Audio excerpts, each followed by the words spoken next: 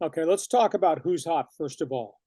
Tua Tagovailoa tears apart Bill Belichick's defense. Now, Miami wins in New England after having won here against the Chargers. Now, that's a pretty impressive 2-0 start. But Belichick employed weird defensive formations, and Tua beat him at it. He beat him at his own game. Belichick said, okay, you want to throw? We're going to take away all the underneath stuff. We're going to go 3 safeties instead of linebackers, and we're going to put guys in the box to come after you. And Tua was methodical. He completed short passes to Tyreek Hill, Jalen Waddle, his tight ends, etc. And then Miami said, okay, Bill, you're going to play that. We're going to run Mostert. Raheem Mostert, who's a physical runner, busted for 121 yards. And the minute he got to the second level, there was all kinds of open space. But suddenly there were no linebackers. They've been replaced by Belichick's 3 safeties. I mean, it was amazing. So Miami out-schemed him. Tua outperformed him. And Tagovailoa comes up with a win.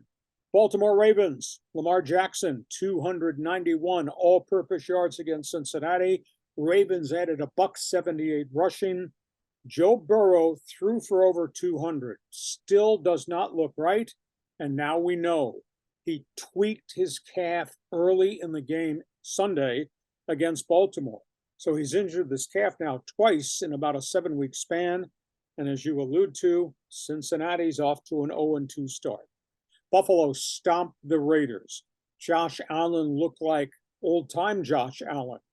Footwork was settled, quit moving the pocket, quit calling off balancing, quit throwing crossing passes across his body. He was really under control. Josh Allen, 31 of 37 against the Raiders, 274 yards, 3 touchdowns. And I had said in our preview, one of the things I thought would be different about Buffalo this year was a power running game. James Cook, 123 yards, gashing the Raiders. And the Raiders looked terrible. Josh Jacobs, here's a stat for you. This is a stat of all time. Their big money running back, 9 carries, -2.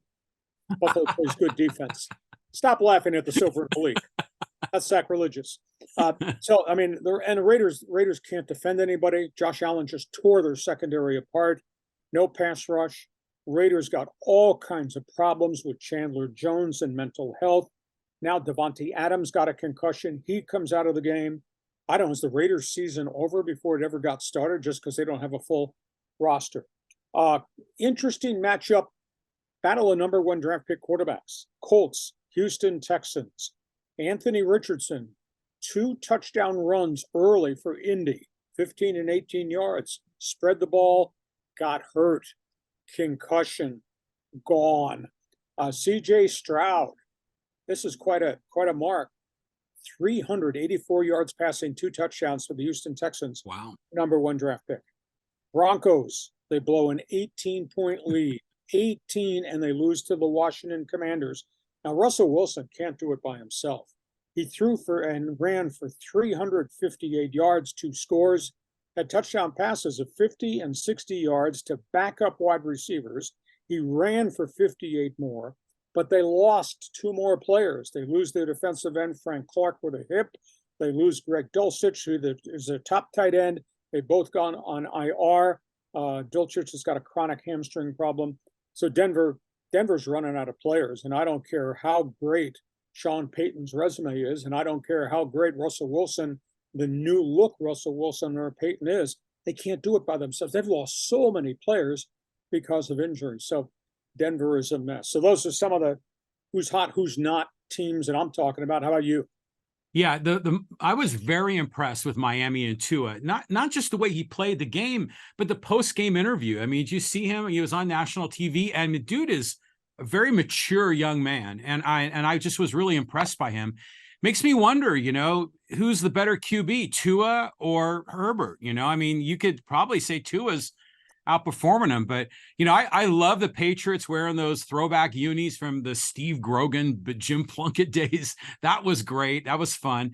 What a season. I mean, I was really looking forward to Anthony Richardson. How long is he going to be out with this concussion? Well, he's in concussion protocol, and that'll probably be Wednesday or Thursday before we'll get a determination whether he can practice. But he took a knock down on the goal line. And as we said, this is a dynamic, athletic, big guy. But your quarterbacks can't run in the NFL, and they're going to get hurt. And that's a big issue. Do you think Sean Payton wishes he had a different quarterback than Russell Wilson, or because that was kind of part of the package deal when he came in, right? I don't think he wishes that. I think he wishes he had a full roster. You know, John, he's lost now three of his top four wide receivers. He's now lost his tight end. His running back, Javonte Williams, coming off knee surgery rehab, has not run for more than 50 yards in either of the first two games. Doesn't have his top linebacker, Baron Browning. Now he's lost Frank Clark, the defensive end. He lost one of his cornerbacks.